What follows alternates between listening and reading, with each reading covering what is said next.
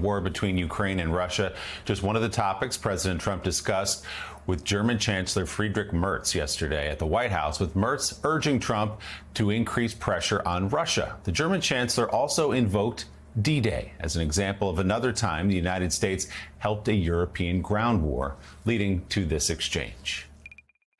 And may I remind you that we are having June 6th tomorrow. This is D-Day anniversary, when the Americans once ended a war in Europe.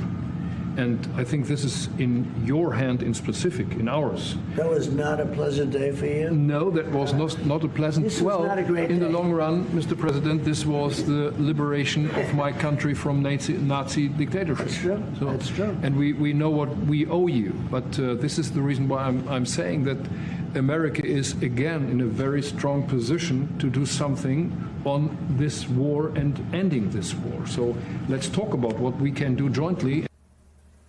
John Meacham, today is the 81st anniversary of D-Day. Americans and British and Canadian, Australian troops were on the beaches right now, 81 years ago, the beginning of the liberation of Europe from the Nazis. And you heard the German Chancellor yesterday effectively saying, Mr. President, you've missed my point entirely with your one-liner there. I'm trying to explain to you why American influence is so critical today as it was 81 years ago on D-Day.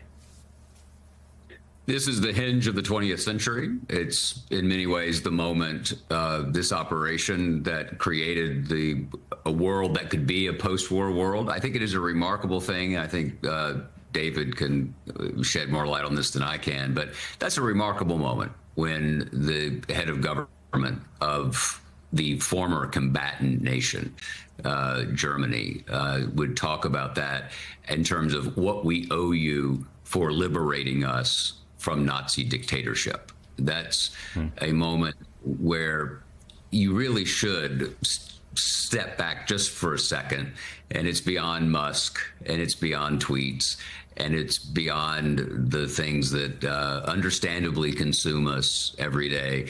The images you're showing there are of ordinary Americans who, under Franklin Roosevelt, projected force across the Atlantic, across the Pacific as well, to stand against autocracy, to stand against totalitarianism in a way that, in an era not wholly unlike our own. It's important to remember, as Winston Churchill is alleged to have remarked, that you can always count on the Americans to do the right thing once we've exhausted every other possibility. And World War II is arguably our greatest historical hour, right? It's America using its industrial might, using its moral might, sending its sons to foreign shores to stand up for the principles that were embodied in the Declaration of Independence and in the Atlantic Charter. It's a marvelous story. But let's remember that we got into World War II at the last possible moment. It was after Pearl Harbor. We were attacked in the Pacific, and then Franklin Roosevelt didn't send up a declaration of war until Hitler had declared war on us later that week in 1941. And so politics, history, it seems black and white. It seems simple, simpler anyway. It's not. The men who began to turn the tide of the war, to liberate Europe in these hours 81 years ago, were doing something that makes our lives possible. And I think that example should not, it's so overwhelming that it's almost as if it belongs to a different world. But the reason I mentioned the complicated politics of the era is because they were human too. They almost got it wrong, and then they got it right. And that gives us, I think, hope. So John is right. D-Day, which we celebrate today, is a day on which the history of the modern world turned. I thought it was very moving to have a German sitting next to President Trump yesterday. I'm not sure Trump fully absorbed what he was saying you came to rescue us, didn't rescue Germany, but to rescue the values of Europe and to allow the creation of a modern Europe.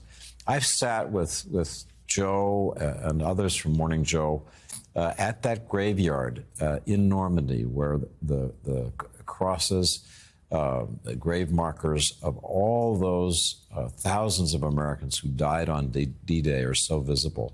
And you can look at the cliff that they had to climb up to get to the German positions, the heroism of the individual American, British, and other soldiers who on that day liberated Europe. And I think if there's anything that the German Chancellor and other Europeans are trying to say today to President Trump and Americans is, don't forget this heritage.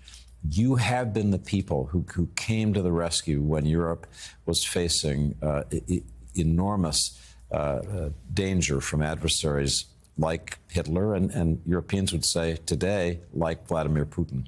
So it's a day to remember what America's done in the past, how grateful people are still for the sacrifices we made. Yeah, and the Chancellor blowing through President Trump's one-liner there to say, no, what I'm saying is you have the power, just like you did on June 6, 1944, to rally to help a European nation. You are still the United States of America, and Europe needs you. The Washington Post, David Ignatius, historian Jon Meacham. So great to have you both here, especially on this 81st anniversary of D-Day. Thanks, guys.